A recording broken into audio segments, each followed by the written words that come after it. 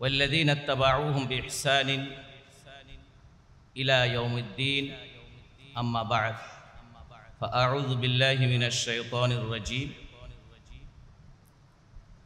وجعلناهم أئمة يهدون بأمرنا وأوحينا إليهم فعل الخيرات وإقام الصلاة وإيتاء الزكاة وكانوا لنا عابدين উলামা মাশায়েখ পরিষদ বগুড়া শহর শাখা কর্তৃক আয়োজিত আজকের এই সম্মেলনের সম্মানিত সভাপতি, প্রধান অতিথি, কেন্দ্রীয় ওলামা বিভাগের সম্মানিত সভাপতি এবং আমাদের সকলের প্রিয় দায়িত্বশীল, সম্মেলনে উপস্থিত বিশেষ অতিথিবৃন্দ, ওলামায়ে কেরাম এবং মাশায়েখে ইযম, আল্লাহর শুকরিয়া আদায় করছি যে আজকের এই সকালে ওয়ারাসাতুল আম্বিয়া ওলামায়ে কেরামদের এত বড় একটি সমাবেশে আমরা একত্রিত হতে পেরেছি। আলহামদুলিল্লাহ। মুসলিম উম্মাহকে আল্লাহ একটি বড় দায়িত্ব দিয়ে তাদেরকে বাছাই করেছেন, তাদেরকে সৃষ্টি করেছেন, সেটা হচ্ছে মানুষের কল্যাণের জন্য। সূরা আল ইমরানের 110 নম্বর আয়াত আমাদের সকলেরই জানা আছে, কুনতুম খায়রা উম্মাতিন উখরিজাত লিন্নাস। এটা মুসলিম উম্মারই দায়িত্ব গোটা মানবতাকে কল্যাণের দিকে আহ্বান করা, কল্যাণের দিকে চালানো, কল্যাণের উপরে তাদেরকে প্রতিষ্ঠিত রাখা এবং পৃথিবীতে সার্বিক ক্ষেত্রে কল্যাণ, যেটা মানুষের ইহকালীন এবং পরকালীন, এই কল্যাণের উপরে তাদেরকে চালানো হচ্ছে মুসলিম উম্মার দায়িত্ব। এই মুসলিম উম্মার মধ্যে আবার বিশেষ করে ওলামায়ে কেরাম যারা আছেন, তারা যেহেতু নবীগণের ওয়ারিস, সেই হিসেবে এই দায়িত্বটি তাদের উপরে আরো বেশি সক্রিয়ভাবে তাদের দায়িত্বের মধ্যে রয়েছে। ওলামায়ে কেরামরা নবী এবং রাসূলগণের ওয়ারিস হওয়ার কারণে আল্লাহ সুবহানাহু ওয়া তাআলা নবীগণকে যেই দায়িত্ব দিয়েছেন এবং সেই দায়িত্ব তারা পালন করেন, এই কথাটি আমি যে আয়াতটি আপনাদের সামনে পড়েছি, সূরা আল আম্বিয়ার 73 নম্বর আয়াত। আল্লাহ বলছেন কয়েকজন, এর পূর্বের আয়াতগুলোতে কয়েকজন নবীর নাম, ইব্রাহিম আলাইহিস সালাম, ইসহাক আলাইহিস সালাম, লূত আলাইহিস সালাম, ইসহাক আলাইহিস সালাম, ইয়াকুব আলাইহিস সালাম, তাদের নাম উল্লেখ করার পর আল্লাহ বলছেন ওয়াজআলনাহুম আইম্মাতান ইয়াহদুনা বিআমরিনা। জাআলনাহুম, এই হুমের মারজা হচ্ছে আগে উল্লেখিত মাযকুর মিনাল আম্বিয়া, ওহুম ইব্রাহিম ওয়া ইসহাক, ইয়াকুব, লূত ও ইয়াকুব। এই তাদের দায়িত্ব কি ছিল আল্লাহ সেটি বলছেন যে আইম্মা, তাদেরকে আমি নেতা বানিয়েছি। তাহলে নবীগণ হচ্ছে আল্লাহর নির্বাচিত নবী, রাসূল এবং নেতা। তারা কি করেন? ইয়াহদুনা বিআমরিনা, তারা আমার নির্দেশ অনুযায়ী মানুষদেরকে হেদায়েত দেয়। আমরা সকলেই জানি, আপনারা সকলে ওলামায়ে কেরাম, হেদায়েতের দুটি অর্থ, একটি হচ্ছে ইরাআতুত তরিক আর একটি হচ্ছে ইসাল ইলাল মাতলুব। কি বলেন, ঠিক না? ইরাআতুত তরিক রাস্তা জাস্ট দেখানো, শাহজাহানপুর যেতে এখান থেকে জানগা, আর ইসালুল মাতলুব মানে কি হাত ধরে নিয়ে সেখানে পৌঁছিয়ে দেওয়া। সুতরাং দুই অর্থই এখানে প্রযোজ্য। ইয়াহদুনা, হেদায়েত মানে পথ দেখানো, আবার হেদায়েতের অর্থ হচ্ছে আল্লাহর পক্ষ থেকে মানুষের ইহকালীন মুক্তি, পরকালীন শান্তি এবং নাজাতের জন্য যে একমাত্র ব্যবস্থা, তার নামও কি? হিদায়াত। এটাকে আল্লাহ এভাবে বলেছেন, ফা ইম্মা ইয়াতিয়ান্নাকুম মিন্নি হুদা ফামান তাবিআ হুদায়া ফালা খাউফুন আলাইহিম ওয়ালা হুম ইয়াহজানুন ওয়া মান ইত্তাবা হুদায়া ফালা ইয়াযিল্লু ওয়ালা ইয়াশকা, সূরা তাহা। সুতরাং তাহলে হেদায়েত ইটসেলফ আল্লাহর পক্ষ থেকে আসা বিধানের নাম হচ্ছে হেদায়েত। আল্লাহর পক্ষ থেকে বিধানের নাম হেদায়েতের সাথে আরো এই বিধানকে আল্লাহ আমর বলেছে। আমর, ইয়াহদুনা বিআমরিনা, ওখানে আমর অর্থ কি? আল্লাহর দেওয়া সেই ব্যবস্থা, আল্লাহর দেওয়া সেই বিধান। এই জন্য আল্লাহ বলছে আলা লাহুল খালকু ওয়াল আমর, সৃষ্টি যার, বিধান মানতে হবে তার, আইন মানতে হবে তার, নির্দেশ চলবে তার। তো সুতরাং এখানে আবার এই হেদায়েতের নাম হচ্ছে দ্বীনে হক, এই হেদায়েতের নাম হচ্ছে শুধু হক। ওয়াকুলিল হাক্কু মির রাব্বিকুম ফামান শাআ ফালইউমিন ওয়া মান শাআ ফালইয়াকফুর। এই হেদায়েতকে আল্লাহ আবার সাবিল বলেছেন, ইন্না হাদাইনাহুস সাবিল ইম্মা শাকিরান ওয়া ইম্মা কাফুরা। এই হেদায়েতকে হেদায়েত এবং দ্বীনে হক বলেছেন। রাসূলুল্লাহ সাল্লাল্লাহু আলাইহি সাল্লামকে দুনিয়াতে কেন প্রেরণ করা হয়েছে, সেই বড় উদ্দেশ্যটা, বড় লক্ষ্যটা, সেটা কি? 3টি আয়াতে আল্লাহ সেটা উল্লেখ করেছেন। সূরা তাওবার 33 নম্বর আয়াত, সূরা আল ফাতহার 28 নম্বর আয়াত, সূরা সফের 9 নম্বর আয়াত। ভাষাটা হচ্ছে আল্লাহর হুয়াল্লাযী আরসালা রাসূলাহু বিল হুদা, এখানে হেদায়েত বলেছেন। আর ওয়াদিনিল হক লিইয়ুযহিরাহু আলাদ দীনি কুল্লি ওয়ালাউ কারিহাল মুশরিকুন, সূরা ফাতহের শেষে আছে ওয়াকাফা বিল্লাহি শাহিদা। সুতরাং এই হেদায়েতের অর্থ যেমন পথ দেখানো, পথে পৌঁছিয়ে দেওয়া, সেটা আল্লাহর দ্বীনের উপর। তাহলে নবীগণ যেহেতু এই দায়িত্ব পালন করেছেন, ওলামায়ে কেরাম যেহেতু তাদেরই ওয়ারিস, আল্লাহ রাসূল বলেছেন আল উলামা ওয়ারাসাতুল আম্বিয়া ওয়া ইন্নামা লাম ইউয়ারিসু দীনারাও না লাম ইউয়ারিসু দীনারাও ওয়ালা দিরহামা ওয়া ইন্নামা ওয়ারাসুল ইলমা ফামান আখাযা বিহাজ্জিন ওয়াফির আও কামা ক্বালা আলাইহিস সালাতু ওয়াসসালাম। সুতরাং তাহলে নবীদের যেই কাজ, তাদের ওয়ারিস হিসেবে ওলামায়ে কেরামেরও একই কাজ। এই জন্য আল্লাহ সুবহানাহু ওয়া তাআলা আমাদেরকে সর্বপ্রথম বুঝতে হবে, জানতে হবে, টার্গেট ঠিক করাই আছে, ওইটাকেই একমাত্র টার্গেট ধরে আমাদের সেই দায়িত্ব পালন করতে হবে। সেই টার্গেটটা কি? যেটা আল্লাহ সুবহানাহু ওয়া তাআলা তার রাসূলকে দায়িত্ব দিয়েছেন যে আপনি এই দ্বীনে হক, এই হেদায়েতকে অন্যান্য সকল দ্বীন, মতাদর্শ, মানুষের নিজেদের কল্পনাপ্রসূত, নিজেদের বানানো প্রথা থেকে পাওয়া, যেভাবেই হোক না কেন, যত দর্শন ব্যবস্থা আছে আল্লাহর বিধানের বাইরে, সেগুলোর উপরে আল্লাহর দ্বীনকে তিনি বিজয়ী করবেন। আল্লাহর রাসূল সেই দ্বীনকে বিজয়ী করেছেন নাকি অসমাপ্ত রেখে গেছে? দ্বীনকে তিনি বিজয়ী করেছেন। তাহলে সেই বিজয়ী দ্বীন এই উম্মাতের কাছে রেখে গেছেন। এই জন্য সেই দ্বীনকে বিজয়ী রাখা, এটা মুসলিম উম্মার উপরে ফরজ।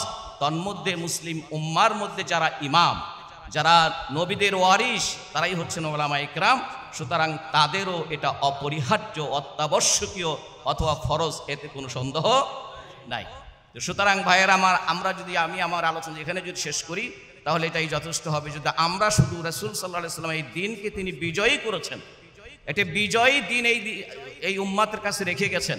সুতরাং সেই দ্বীনকে বিজয়ী রাখা, এর দায়িত্ব হচ্ছে মুসলিম উম্মার সকলের জন্য এবং বিশেষ করে ওলামায়ে কেরামদের জন্য।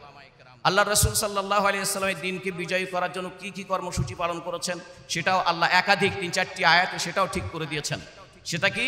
তিনি ইয়াতলু আলাইহিম আয়াতি ওয়া ইউযাক্কিহিম ওয়া ইউআল্লিমুহুমুল কিতাবা ওয়াল হিকমা। এই 4টি কাজের মধ্যে 4টি কর্মসূচি আল্লাহ প্রদত্ত, যিনি আল্লাহর রাসূলকে দ্বীনে হককে বিজয়ী করার জন্য দিয়েছেন, তিনি সেই কর্মসূচিও ঠিক করে দিয়েছেন। আল্লাহর রাসূল সাল্লাল্লাহু আলাইহি ওয়াসাল্লাম তার 23 বছরের নবুয়তি জিন্দেগিতে আল্লাহ প্রদত্ত এই কর্মসূচি বাস্তবায়নের মাধ্যমে এর আলটিমেট নিশ্চিত যেই ফলাফল, যেটা আল্লাহর কর্মসূচি অনুযায়ী চলার জন্য নিশ্চিতভাবে যেই ফলাফলে পৌঁছা যাবে, সেই দিনকে আল্লাহর রাসূল এই কর্মসূচিগুলো পালন করে তিনি দিনকে বিজয়ী করেছেন। সুতরাং আমরা যদি সেই দিনকে বিজয়ী রাখতে চাই, তাহলে রাসূলুল্লাহ সাল্লাল্লাহু আলাইহি ওয়াসাল্লামের একেবারে পদাঙ্ক অনুসরণ। আমরা একটা জানি যে রাসূলের, আল্লাহ এবং আল্লাহ রাসূলের আনুগত্য করা, তাআত বলা, বহু আয়াত, আতিউল্লাহ ওয়া আতিউর রাসূল, আতিউল্লাহ ওয়া রাসূলহু ইত্যাদি আল্লাহ বলেছেন। আবার রাসূলের ইত্তেবার কথা বলেছেন।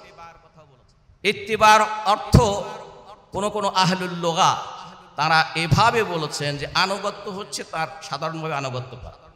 ইত্তেবা হচ্ছে আগের ব্যক্তি যেখানে পা রেখে রেখে যায়, যেমন যে রাস্তার পানির মধ্যে, যে রাস্তাতে পানি আছে এবং রাস্তাও ভাঙ্গা, সেক্ষেত্রে ওই রাস্তায় যাবার সময় আমরা যদি 3-4 জন একসাথে যাই, তাহলে যিনি ওই রাস্তা সম্পর্কে একটু জানাশোনা আছে তাকে আগে দিই, আগে দিয়ে তিনি সতর্কতার সাথে যেই যেই জায়গাতে পা ফেলে আমরা পিছনে যারা আছি সেই সেই জায়গাতে পা ফেলে তারপরে হাঁটি, যাতে করে গর্তের মধ্যে পড়ে আমার কাপড় চোপড় নষ্ট না হয়।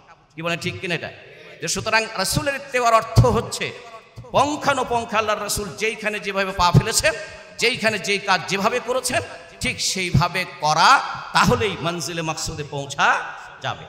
সুতরাং সম্মানিত ভাইয়ের আমার, ওলামায়ে কেরামদের সবচেয়ে বড় দায়িত্ব হচ্ছে আজকে ওলামায়ে কেরাম যদি এই টার্গেটটা ঠিক করে এবং আল্লাহর রাসূল সাল্লাল্লাহু আলাইহি সাল্লাম যেই পদ্ধতিতে, যেই কৌশলে এবং যেই কাজগুলো করে রাসূলের এই কাজগুলো, কর্মসূচিগুলো এবং তার পদক্ষেপগুলো গোটা মানবতার কাছে, সমস্ত মানুষের কাছে সেটা স্পষ্ট, নাকি বলেন?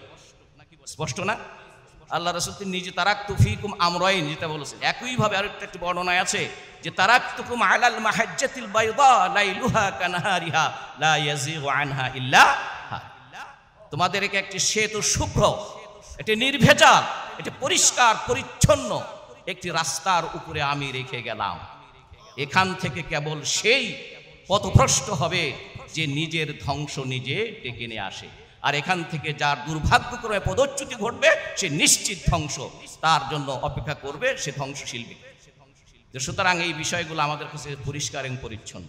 রাসূলুল্লাহ সাল্লাল্লাহু আলাইহি ওয়াসাল্লামের নবুয়তের 23 বছর, 23 বছরের 13 বছর তিনি কোথায় ছিলেন?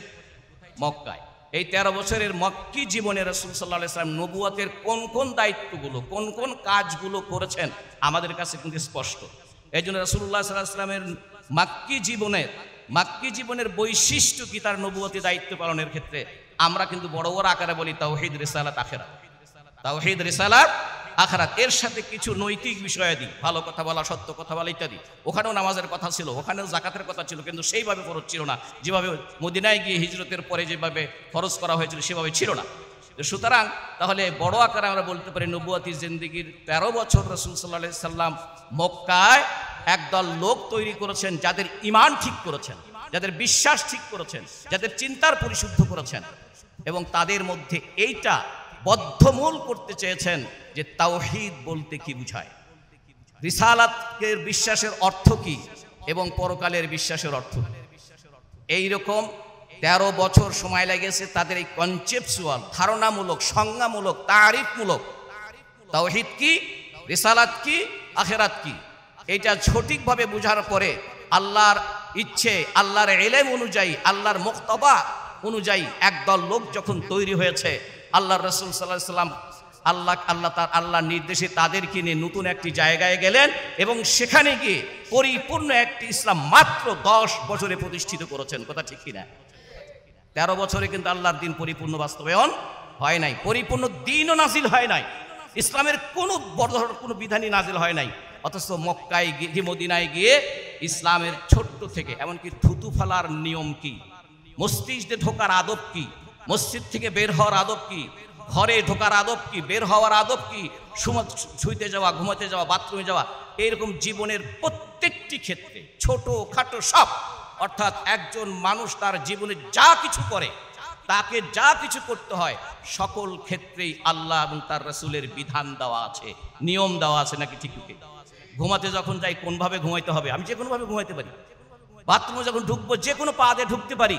কিন্তু তুমি যদি মুসলিম হও, তুমি যদি আল্লাহ এবং আল্লাহর রাসূলের বিধানকে মেনে নিয়ে থাকো, তাহলে এই জায়গাতে তোমাকে কি আল্লাহর এই বিধানটা মানতে হবে যে মসজিদে ঢোকার সময় তোমার পাটা ঢুকবে ডান পা, আর বাথরুমে ঢোকার সময় তোমার পাটা ঢুকবে বাম পা। কোনোভাবেই মুসলিমের পা, ডান পাটা ওই বাথরুমের সময় আগে ঢুকবে। আমি বলছি না যেটা ওয়াজিব, এটা না করলে গুনাহ হবে, তা বলছি না, কিন্তু এটাই নিয়ম, এটাই ইসলাম। আল্লাহ যেভাবে নাজিল করেছেন, ইব্রাহিমকে যখন বললেন আসলিম, সঙ্গে সঙ্গে তিনি বললেন কি, আসলাম তো লিরাব্বিল আলামিন।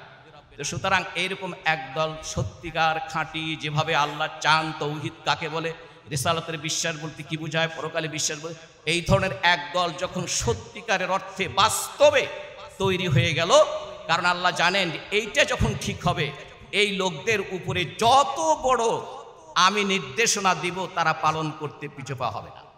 এই জন্য যখন বদরের যুদ্ধে রাসূল যুদ্ধ করতে যান নাই, সেখানে কি উনি কি যুদ্ধ করতে গেছেন? কাফেলার বাহিনীর পথ রোধ করে তাদের কাছ থেকে মালগুলো ছিনিয়ে নেবেন, আল্লাহর নির্দেশে তিনি সেজন্য গিয়েছিলেন। কিন্তু ওখানে গিয়ে তিনি বাধ্যতামূলকভাবে যুদ্ধের পরিস্থিতির শিকার হয়েছেন। এই জন্য তিনি সাহাবায়ে কেরামদের কাছ থেকে তিনি পরামর্শ করছিলেন। বারবার মুহাজির সাহাবীদের মধ্যে আবু বকর উমর তারা কথা বলেন, আনসার সাহাবীরা কিছু বলেন না, রাসূলও সিদ্ধান্ত ঘোষণা করেন না। ওই সময় কিন্তু মিকদাদ রাদিয়াল্লাহু বলছেন, ইয়া রাসূলুল্লাহ, আপনার হাতে যখন বায়াত নিয়েছি সেদিনই তো আমরা আমাদের সব কিছু আপনার কাছে ন্যস্ত করে দিয়েছি। আমরা তো মুসার জাতির মতো বলবো না ইযহাব আনতা ওয়া রাব্বুকা ফাকাতিলা ইন্না হাহুনা কাঈদুন, এরকম বলবো না আমরা, বরং আপনি আমাদেরকে নিয়ে যেখানে খুশি সেখানে যাবেন। এরপরে আনসার সাহাবীদের যারা নেতা সাদ রাদিয়াল্লাহু তাআলা আনহু তারা উঠে বলে, ইয়া রাসূলুল্লাহ, আপনি বোধহয় সিদ্ধান্ত দিচ্ছেন না, ভাইয়েরা কথা বলেছেন, পরামর্শ দিচ্ছেন, তারপরও আপনি সিদ্ধান্ত দিচ্ছেন না। রুব্বামা লাআল্লাকা তা'নিনা নাহনু আনসার, আপনি বোধহয় আমরা আনসার আছি এদের কাছ থেকে শুনতে যাচ্ছেন। রাসূল বললেন, হ্যাঁ, কারণ আমরা তোমাদের কাছে এসেছি, তোমাদের আশ্রয়ে আছি, তোমাদের সাথে আমরা প্রতিশ্রুতিবদ্ধ, সুতরাং আমরা তো তোমাদেরকে যুদ্ধের কথা বলে এখানে নিয়ে আসি নাই, সুতরাং তোমাদের পরামর্শ সবচেয়ে বড় এখানে। সুতরাং আল্লাহর নবীর সাহাবীরা যখন বায়াত করেছেন, আল্লাহ রাসূলের হাতে যখন ঈমান এনেছেন, সেখানে যখন তারা এই বায়াতে আকাবাতে ওদের আনসার সাহাবীরা বললেন, বায়াতে আকাবার প্রথম শপথে দ্বিতীয় শপথে আপনার সাথে যে বিষয়গুলোর বায়াত নিয়েছি, আপনি নিশ্চিন্তে নির্দ্বিধায় পরিপূর্ণ তৃপ্তির সাথে আপনি আমাদেরকে নিয়ে আপনার যে কোনো সিদ্ধান্ত বাস্তবায়ন করতে পারবেন, আমরা পিছু পা হব না। আল্লাহর নবীর সাহাবীরা এই সকল প্রতিশ্রুতি তারা পালন করেছেন কিনা? তাহলে যুদ্ধের মতো এত বড় একটা জীবন দিতে হবে, সেখানে তারা পিছু পা হয়নি। আবার মসজিদে ঢোকার নিয়ম পালন করতেও তারা দ্বিধাবোধ করেনি। দিনের বেলা তারা আল্লাহর দিনকে প্রতিষ্ঠিত করার জন্য অস্ত্র হাতে ঘোড়ার পিঠে উঠে তারা যুদ্ধ করেছে। এই সব লোকগুলায় রাত্রির বেলা তারা একজন মোরাকাবা মুশাহাদা, একজন দরবেশের মতো করে সারা রাত আল্লাহর সাথে সম্পর্ক বেঁধে কাজ করেছে। সুতরাং মুসলমানে কেরাম ভাইয়েরা আমার, আমরা যদি সেই দায়িত্ব পালন করতে হয়, তাহলে আমাদের সামনে কিন্তু স্পষ্ট কিছু নিদর্শন রয়েছে, স্পষ্ট উদাহরণ রয়েছে, আমাদের সামনে পরিষ্কার উসওয়া রয়েছে। আমরা একটা বিভ্রান্ত না যে আমরা কোন দিকে যাব, কোন দিকে ছুটবো, কি করব না, আমাদের সামনে টার্গেট আছে নির্দিষ্ট, আমাদের সামনে সেই টার্গেটে পৌঁছার জন্য কি কৌশলটা আছে, কি কর্মসূচি তা আছে। ওটা করতে গিয়ে আমি একজন ব্যক্তি কর্মী হিসেবে আমাকে কি কি করতে হয় সব আল্লাহর নবীর ঘোষণা হলো, আল্লাহর ঘোষণা হলো আল্লাহকে, রাসূলকে এবং জিহাদ ফি সাবিলিল্লাহ যদি তোমাদের সবচেয়ে বেশি প্রিয় না হয়, তাহলে তোমরা কি অপেক্ষা করো? এটা কঠিন সিদ্ধান্ত, মানে আমার শাস্তির জন্য অপেক্ষা করো। সূরা তাওবার 24 নম্বর আয়াত, বল ইন কানা আবাউকুম, তাই না? তাহলে এখানে 8টা শ্রেণীর কথা বলেছেন, যেগুলো দুনিয়াতে মানুষ এগুলোর সবচেয়ে বেশি ভালোবাসে। এগুলো যদি তোমাদের কাছে আল্লাহর চাইতে আহাব্বা ইলাইকুম মিনাল্লাহ ওয়া রাসূলিহি ওয়া জিহাদিন ফি সাবিলিহি ফাতারাব্বাসু হাত্তা ইয়াতি আল্লাহু। সুতরাং এই জন্য তারা কিন্তু এটার স্বাক্ষর রেখেছেন। রাসূল বলছেন, আমার তোমাদের জীবনের চাইতে আমাকে বেশি ভালোবাসতে হবে। ওমর রাদিয়াল্লাহু বললেন, হিশাম থেকে বর্ণিত সহিহ বুখারীর হাদিস, ওমর রাদিয়াল্লাহু বললেন, ইয়া রাসূলুল্লাহ, আমি আমার সব কিছুর চাইতে আপনাকে বেশি ভালোবাসি, কিন্তু ইল্লা মিন নাফসি, কিন্তু আমার জীবনের চাইতে না। আল্লাহ লা ইয়া ওমর, না, গ্রহণযোগ্য না। এরপরেই ওমর রাদিয়াল্লাহু বলছেন একটু পরে, ইয়া রাসূলুল্লাহ, আল আন আনতা আহাব্বু ইলাইয়া মিন নাফসি, এখন আমি ওমরের জীবনটা আপনার কাছে, আপনার চাইতে, আমার জীবনের চাইতে আপনি আমার কাছে বেশি প্রিয়। রাসূল বললেন আল আন। আল্লাহর নবীর সাহাবীরা, ইদার মেল অথবা ফিমেল, পুরুষ হোক মহিলা হোক, তারা প্রত্যেকেই এই বিষয়গুলোর স্বাক্ষর দিয়েছেন। সন্তানদের চাইতে ভালোবাসা, সন্তানদের চাইতে ভালোবাসা, জীবনের চাইতে ভালোবাসা, সম্পদের চাইতে ভালোবাসা, সব কিছুর চাইতে আল্লাহ, তার রাসূল এবং দিন প্রতিষ্ঠার কাজ, জিহাদ ফি সাবিলিল্লাহর কাজ। জিহাদ ফি সাবিলিল্লাহর মধ্যে আছে দাওয়াত ইলাল্লাহ, জিহাদ ফি সাবিলিল্লাহর মধ্যে আছে সত্যের সাক্ষ্য, যেটা মুখে বলবো আবার নিজেদের বাস্তব জীবনে আনবো, তারপর ইকামতের দিন, তারপর কিতাল ফি সাবিলিল্লাহ, আর সৎ কাজের আদেশ এবং সৎ কাজের নিষেধ। সুতরাং এই কাজগুলো যদি আমরা যথাযথভাবে করতে পারি, উম্মাতের মধ্যে, মুসলিম জাতির মধ্যে ওলামায়ে কেরাম হচ্ছে তাদের রাহবার, ওলামায়ে কেরাম হচ্ছে তাদের নাবি, ওলামায়ে কেরাম হচ্ছে তাদের পাইলট, ওলামায়ে কেরাম হচ্ছে তাদের ইমাম, ওলামায়ে কেরাম হচ্ছে তাদের পথ প্রদর্শক, তাদের মুর্শিদ। তো সুতরাং এই বিষয়টি আমাদেরকে বুঝতে হবে। এই জন্য সর্বপ্রথম প্রয়োজন কি, যেটা আল্লাহ তার রাসূলকে দিয়ে বলিয়েছেন সূরা ইউসুফের 108 নম্বর আয়াত, কুল হাদিহি সাবিল আদউ ইলাল্লাহি আলা বাসীরাতিন আনা ওয়া মান ইত্তাবা'আনি। হে রাসূল, আপনি বলুন এটাই আমার পথ, এটাই আমার পথ, আমি আল্লাহর দিকে ডাকি বাসিরাতের সাথে। শুধু আমি নই, আমাকেও যারা অনুসরণ করে তারাও। তাহলে রাসূল যেমন বাসিরাতের সাথে আল্লাহর দিকে ডাকে, আল্লাহর পথের দিকে ডাকে,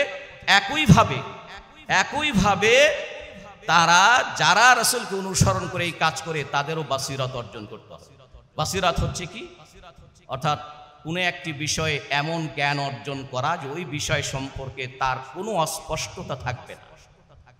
একজন ভাষাবিদ, লোগাবি, তিনি এটার উদাহরণ দিয়েছেন, বাসিরাতের অর্থ বলতে উদাহরণ দিয়েছেন যে মেঘবিহীন আকাশে দুপুরের সময় ভালো চোখওয়ালা একজন মানুষ তার হাতের তালুর দিকে তাকায়, তার হাতের তালুর প্রতিটি ছোটোখাটো বড় রেখাগুলো তার কাছে যেরকম স্পষ্ট, কোনো বিষয়ে ওই রকম জ্ঞান অর্জন বলা হয় কি? বাসিরাত বলা।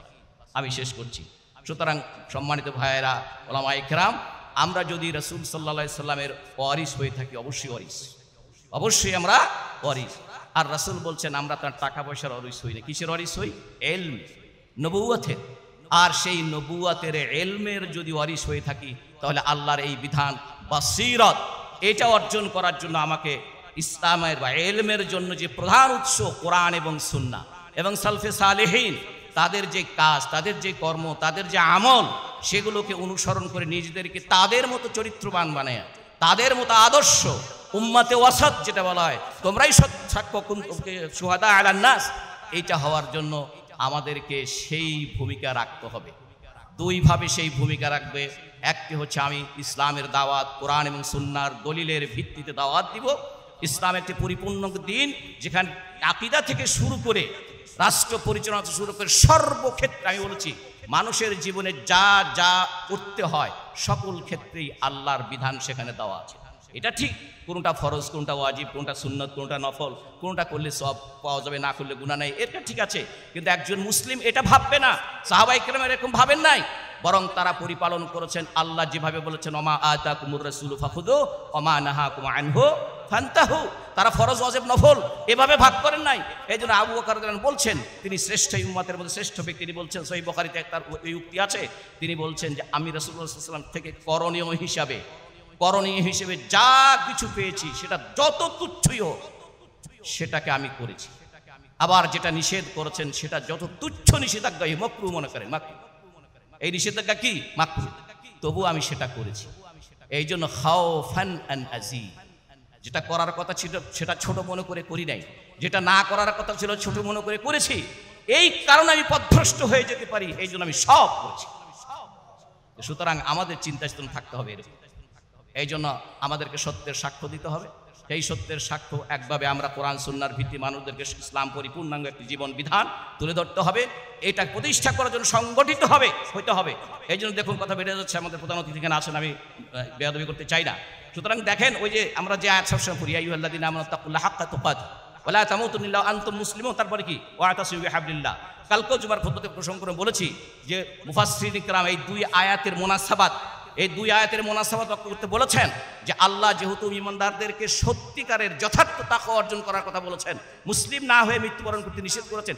এরপরেই ওয়াতাসিমু বিহাবলিল্লাহি জামিআন ওয়া লা তাফাররাকু, এই আয়াত বলার অর্থ হচ্ছে যতক্ষণ পর্যন্ত এই উম্মাত আল্লাহর দ্বীনকে সকলে ঐক্যবদ্ধভাবে, জামাতবদ্ধভাবে তারা আঁকড়ে ধরে এটাকে বাস্তবায়ন করার চেষ্টা না করবে, ততক্ষণ তারা যথার্থ মুত্তাকি তারা হবে না। সুতরাং এই বিষয়গুলো আমাদের স্মরণ রাখতে হবে। আল্লাহ আমাদের সকলকে তৌফিক দান করুন। আমি এতে সহ আল্লাহর কাছে সকলের জন্য বলছি, ভাই আসুন আমরা উলামায়ে কিরাম হিসেবে আমাদের দায়িত্বটা বুঝি, আমাদের রিসালাতটা কি বুঝি, আমাদের মেসেজটা কি আমরা বুঝি, আমাদের মিশনটা নির্ধারণ করি এবং এর জন্য নিজেদেরকে প্রস্তুত করে তৈরি করে সেই মিশনের জন্য আমার জীবন এবং সম্পদ এবং যা কিছু প্রয়োজন হয় সব কিছু দেওয়ার জন্য আমরা প্রস্তুত হই। আল্লাহ কবুল করুন। ওয়া আখিরু দাওয়ানা আনিল হামদুলিল্লাহি রাব্বিল আলামিন। আসসালামু আলাইকুম ওয়া রাহমাতুল্লাহি ওয়া বারাকাতুহু।